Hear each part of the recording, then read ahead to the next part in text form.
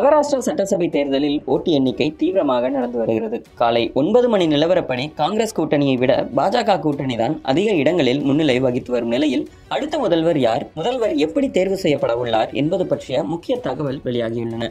மகாராஷ்டிராவில் பாஜக, ஏக்நாத் ஷிண்டேவின் சிவசேனா, அஜித் பவாரின் தேசியவாத காங்கிரஸ் கட்சிகள் கூட்டணி ஆட்சிகள் நடந்தது. மகாராஷ்டிரா சிவசேனாவின் ஏக்நாத் ஷிண்டே முதல்வராகவும், துணை முதல்வராக பாஜகவின் தேவேந்திர பட்னாவிஸ், தேசியவாத காங்கிரஸ் கட்சியின் அஜித் பவார் உள்ளனர். மகாராஷ்டிராவில் நவம்பர் 20ஆம் தேதி சட்டசபை தேர்தல் நடந்தது. மொத்தம் 288 சட்டசபை தொகுதிகளுக்கும் அன்றைய தினம் ஓட்டுப்பதிவு நடந்தது. ஒரு கட்சி தனித்து ஆட்சியை பிடிக்க வேண்டும் என்றால் 145 தொகுதிகளில் வெற்றி பெற வேண்டும். இந்த தேர்தலில் பாஜக கூட்டணியில் பாஜக, ஏக்நாத் ஷிண்டேவின் சிவசேனா, அஜித் பவாரின் தேசியவாத காங்கிரஸ் கட்சிகள் உள்ளன. எதிர்கட்சிகளின் கூட்டணியில் காங்கிரஸ், உத்தவ் தாக்கரேயின் சிவசேனா மற்றும் சரத்பவாரின் தேசியவாத காங்கிரஸ் கட்சிகள் உள்ளன. இந்த கூட்டணிக்கு மகா விகாஸ் அகாடி என்று பெயரிடப்பட்டுள்ளது. கடந்த 20ஆம் தேதி ஒரே கட்டமாக சட்டசபை தேர்தல் நடந்து முடிந்தது. இன்று ஓட்டு எண்ணிக்கையும் தொடங்கி நடந்து வருகிறது. காலை 9 மணி நிலவரப்படி பாஜக கூட்டணி 95 இடங்களிலும், காங்கிரஸ் கூட்டணி 52 இடங்களிலும் முன்னிலை வகித்தன. மகாராஷ்டிராவை பொறுத்தவரை தனி மெஜாரிட்டிக்கு 145 இடங்கள் வெல்ல வேண்டும். ஆனால் கடந்த 30 ஆண்டுகளாக எந்த ஒரு கட்சியும் தனி மெஜாரிட்டி கிடைக்கவில்லை.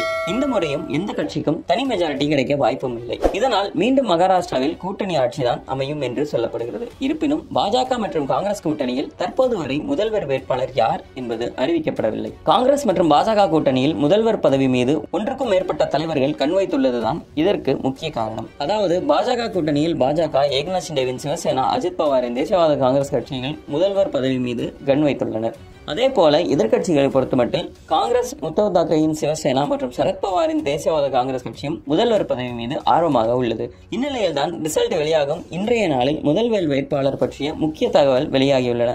அதாவது பாஜக மற்றும் காங்கிரஸ் கூட்டணி வென்றால் முதல்வர் வேட்பாளர் எப்படி தேர்வு செய்யப்பட உள்ளனர் என்று அந்தந்த கட்சிகள் தலைவர்கள் தெரிவித்துள்ளனர்.